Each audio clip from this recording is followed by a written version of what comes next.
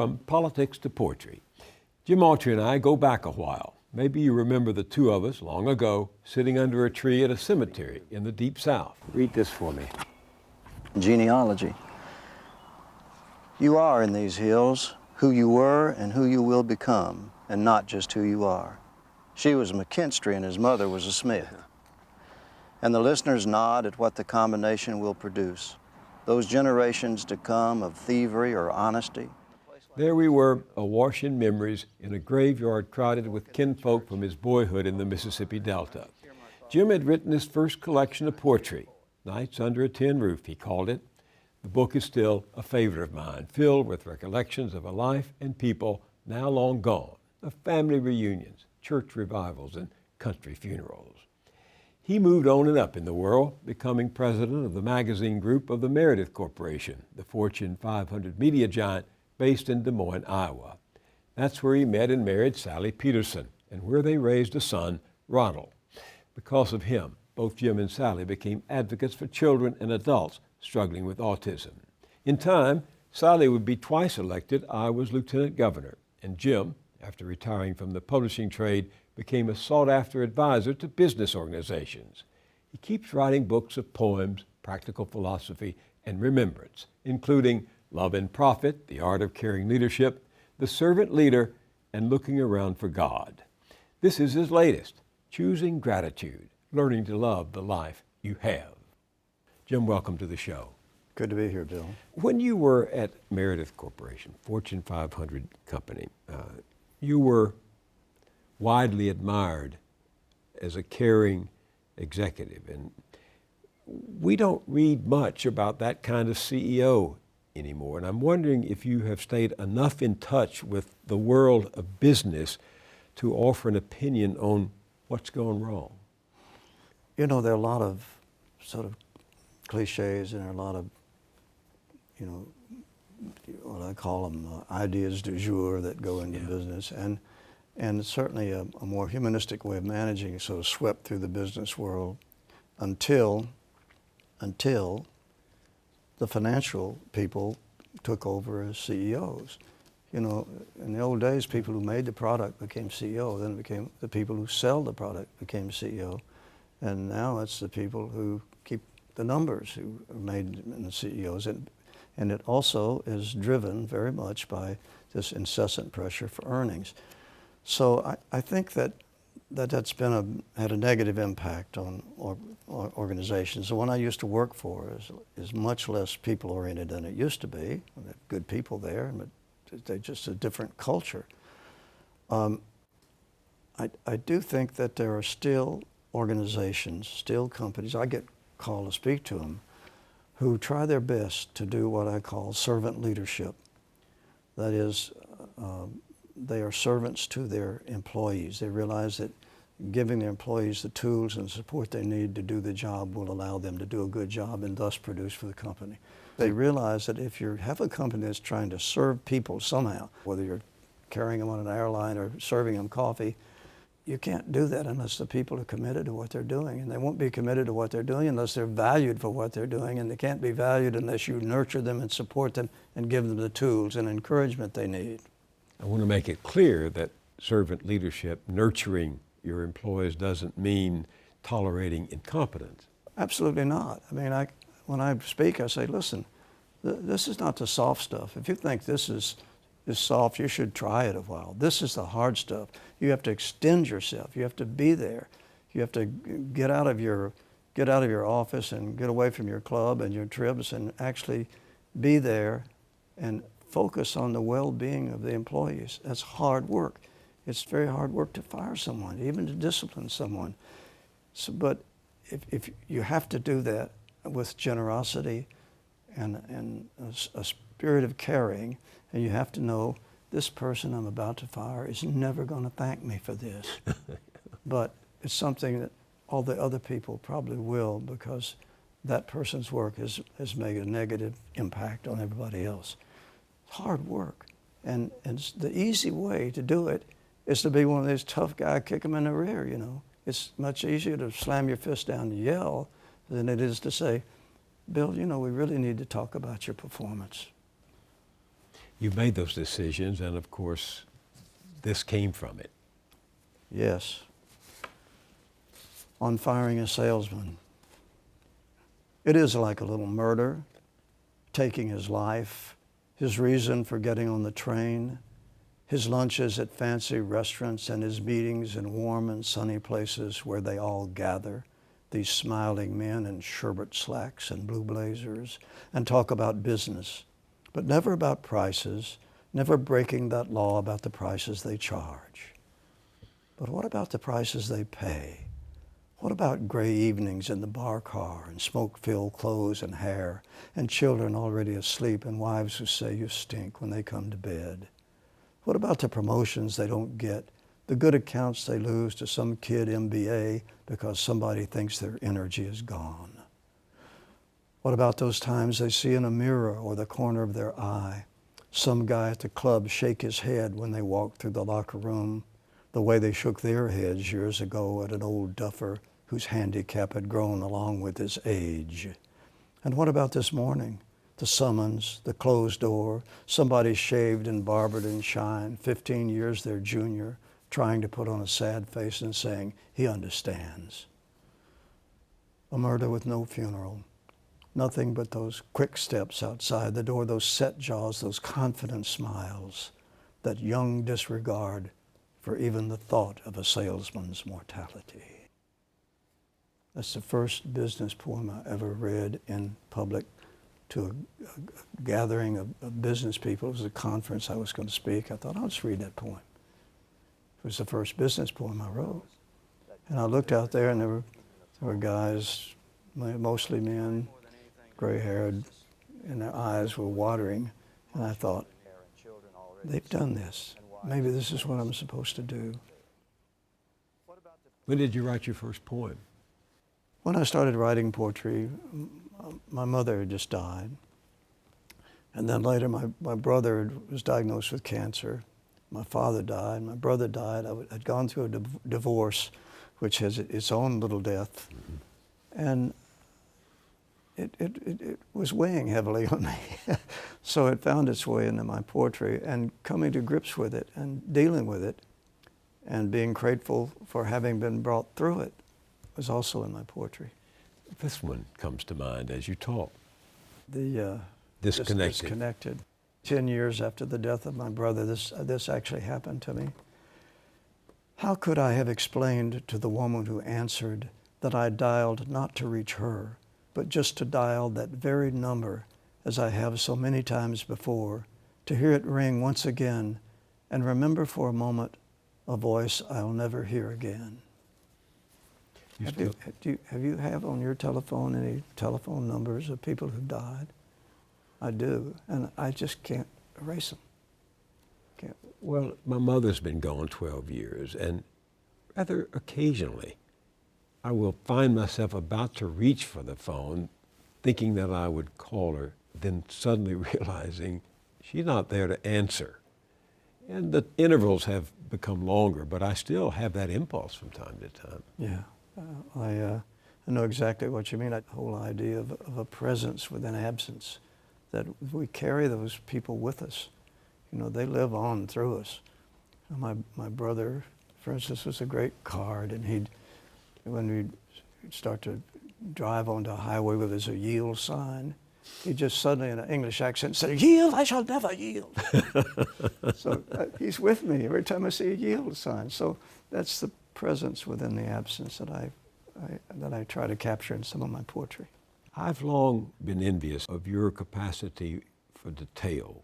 For example, your poem Reminisce at Toul. It's a little town in France. And you were there? I was there when I was in the Air Force. I was stationed very close to there. Now, you know, I was flying jet fighters. We had a nuclear mission. We didn't fly with nukes, but we stood alert with them. And so it was a dicey time. Reminiscence at Toul. 30 years ago, on New Year's Eve, drunk on French champagne, we shot bottle rockets from the windows of Hank and Willie's rented chateau overlooking Nancy. It sounds so worldly, which is how we wanted to think of ourselves, But Lord, we were just children, sent by the government to fly airplanes and to save Western Europe from World War III. We thought we had all the important things still left to do, and were just playing at importance for the time being. It never occurred to us, living in our community of friends, having first babies, seeing husbands die, helping young widows pack to go home, that we had already started the important things. What could we have been thinking? Or perhaps it's how could we have known that times get no better, that important things come without background music, that life is largely a matter of paying attention. Life comes without Background music, which we raised on movies tend to think that when good things happen and things are good, there's great background music. choosing gratitude. Yeah. Why gratitude and why now? Well, I guess it started with my increasing frustration about how polarized we are in the country, how much discontent there is. People ask me now, how are you doing? And I say, considering everything there is to complain about, I have no complaints. So it was partly that and partly my own need to bring some sort of calmness in my life. I think I've told a story in the book of how I would walk in the morning and come back and be all agitated about the war or the politics. And I thought, you know, this isn't supposed to be healthy, I don't think. So I evolved into a gratitude walk, and where I try to just make it like a meditation. Every step I try to just think something I'm grateful for. But how do you find and choose gratitude when, as you say, you read the news, you watch television, you go online and get the latest from the world? Well, the world is very much with us, and I'm no Pollyanna, but I choose gratitude as an interior journey, an interior practice, that sort of discipline that if I can choose to be grateful for my life, love the life I have in the midst of all this, then I can be grateful for other things. I think if one practices gratitude as a way of being, you become a more generous, supportive, loving person. You wrote a poem in 1984 called New Birth for Sally. Yes. Would you read that? Sure. New Birth for Sally, spring 1984. From her sure knowledge that everything would come out all right, things began to come out all right, out through the present day horrors, through my fears and loss and grief, through the demons lurking around everything I do. As if directly from that optimism, Ronald came unconcerned into the cold and light, no longer surrounded by the sounds of Sally's life, but sliding easily into the doctor's bloody hands, then snuggling back onto his mother's warmth. None of his father's wailing against the world, none of that waiting for the next shoe to fall. And I count toes and fingers and check his little penis and touch the soft spot on his head and watch the doctor probe and squeeze, not believing that everything came out all right. Later, I wonder how these years have come from pain to death to pain to life to what next? A baby babbling in the backpack, a mother walking her healthy pace, a dog trailing behind, and me holding on through the neighborhood, through everything, with each day, one by one, coming out all right. Now that was written when? 1984. You didn't know about the autism then? We didn't. He was only about 7 months old then. So you were writing in celebration of this life and all it had to promise. Yes. When did you discover that he... He was about 2.5. I mean, his developmental milestones weren't met throughout. And then finally, when he was about 2.5 years old, we were told that something was wrong, and we began to go through the diagnostic process. Did you have a hard time with that? I had a hard time at the beginning, and not for the reasons of, you know, being the macho father and my sons. I got none of that stuff. It's just that I knew he was going to have a tough time in life, and I didn't quite know how to deal with it. Sally, on the other hand, immediately started learning about autism, getting active and doing all those things, and became an inspiration to me to get involved. It wasn't ever easy, was it? Never easy. parenting is not easy to begin with, but parenting a child with a disability, and particularly with an intellectual disability like autism, in which the behaviors can just fly off and all of a sudden it's difficult. And then there was a day when he was 6 years old and he came down the stairs. Yeah, jumping down the stairs one at a time, saying, "Happy boy, happy boy, happy boy." And what did you think about that? I mean, every little thing you have to celebrate. The first thing you have to do is you have to stop mourning the child who's never going to be and start celebrating the child who is. Sally was better at that than I was. Well, that's my favorite poem in the book. You call it Patience. Oh, Set that one for us. well, we would take Ronald to a horse ranch in Colorado. We did it for 13 years because horseback therapy was good for him. He related to horses, and it was just great for his development. So this takes place at that dude ranch. It's entitled Patience. The porch was alive with hummingbirds, swarming the feeders, hovering with their invisible wings, darting away and back, delighting all of us dude ranchers sitting in the big Adirondack chairs after a day on the trail. Ignoring the admonitions, Ronald could not stay away. "Don't worry," the ranch boss says, "he can't catch them." But the boss did not count on a patience he'd never witnessed before. A boy moving as slowly as the wings were fast, the birds waiting to be cupped in the boy's hands, then released back to their busy work, each christened with a new name. That struck me because Ronald actually catches one. You can cut a dozen of them, How did he do it? just reaching slowly up to where they were on the feeders, holding out his hands, and then as they sort of settled in, bring him down. He'd always name them, like, "Goodbye, Stephen," and release them. And he did that with butterflies as well. You and I catch butterflies like this. Oh, yeah. He just One hand, you know. He just reaches out slowly, and it's as if they're waiting for him. There's a gentleness in how you describe it. Ronald is a very upbeat, loving person. When he was about 7 or 8 years old, we saw a blind man. And a few minutes later, Ronald says, "Dad, could they take one of my eyes and give it to him, and then we'd both be able to see?" That's the goodness within Ronald. And it helps me.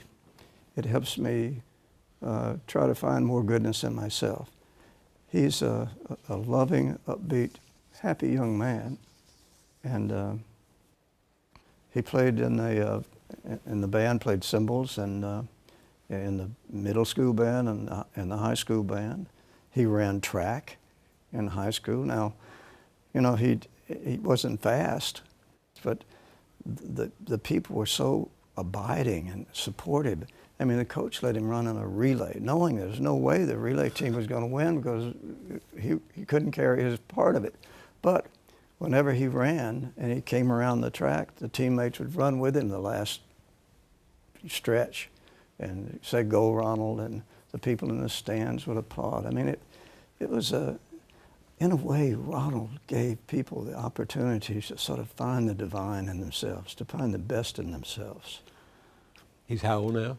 Going to be 29. He's lived in his own apartment for 6 years. He has had a job for 3 years, lives alone. He's only 15 minutes from our house. He has a dog, he has a cat, he drives, he has a car, but he gets up every morning at 6, calls me and gets the weather, feeds his dog, takes his dog out, as he says, to do her stuff, and then he gets dressed and he catches a 7 o'clock bus to work. He works half days, 5 days a week. What do you take away from those experiences? You know, I take away a feeling of blessing, of thankfulness, but it all comes into gratitude to me. It's just I'm so grateful for my life as it is, and realizing I didn't used to be this way. Listen, this isn't St. James the Perfect. I've never known that, James. But, you know, I was a well-known grouch. And it's been an awakening for me through all these experiences. There's a poem in particular that seems to me to get at what you are saying. You call it a sentimental poem. Read it for us. Well, this is for my wife, Sally, on our 20th wedding anniversary. And we've been through quite a lot of things together. So I wrote this to her, and it's called a sentimental poem. I say, for Sally on our 20th wedding anniversary. I know that contemporary poets, if they are to escape the wrath of critics, must avoid the curse of sentimentality. But here I am, 20 years married today, with nothing to write about love that is not sentimental. A tumor, a surgery, a scribbled prayer, and the 139th Psalm, the diagnosis of something wrong with our child, hours and days and years of working to help him find himself in this world, deaths of a father, a brother, a beloved sister, more surgeries and recoveries, a son in the struggle with addiction. And I haven't even gotten to the joys, not talked about the celebrations of life, the friendships, the gatherings of family, and the great and enduring spiritual quest. If I am doomed to write of sentiment, then let it be said that I also write of blessing, all of it, the pain, fear, anguish, laughter, whimsy, joy, blessings all, because you arrived in my life with an expectation of blessing, a sure belief that there is nothing but abundance, and our job is to face it all with gratitude. A sure belief that there's nothing but abundance. Well, you know, Brueggemann writes about the theology of scarcity, the theology of abundance, and we talk about scarcity and abundance. And our society, I think we live with a fear, a psychology of scarcity, that we don't have enough. We just don't have enough. And there is another psychology of abundance, and it is that everything, even the negative stuff, contributes to the abundance of a life experience. I mean, those negative things, you know, that child with a disability, all of that was terribly painful. I wouldn't take any of it back. You know, I wouldn't take any of it back. The book is Choosing Gratitude, Learning to Love the Life You Have. Jim Autry, thank you for being here. Thank you, Bill.